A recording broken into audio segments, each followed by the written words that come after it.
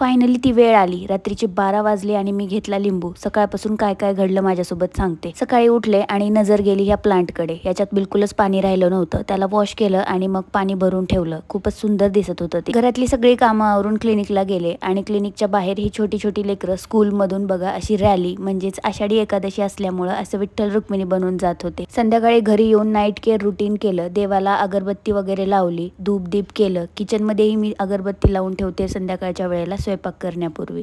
मग स्वयंपाकात काय करायचं असा भरपूर विचार केला। कुकर लावलं, म्हटलं आधी चहा घ्यावा म्हणून आम्ही दोघांसाठी चहा बनवला। आधी लसूण सोलून घेतला चहा बनेपर्यंत। कुकरने तर सगळा किचन वट्टा घाणच केला होता। मग काय वरणफळाचा बेत होता तर वरणफळ कंप्लीट झाली। नंतर स्किन केअर केलं आणि डोकं खूपच जास्त दुखत होतं म्हणून मसाज करून घेतला स्वतः। त्यानंतर माझं लक्ष गेलं घड्याळाकडे। रात्रीचे 12 वाजले होते। ठरल्याप्रमाणे मी लिंबू घेतला, किचनमध्ये गेले, कट केला, एका पाण्यामध्ये पिळला आणि काय पिऊन टाकला। पित्त झालंय ना। तुम्हाला काय वाटलं? बाय।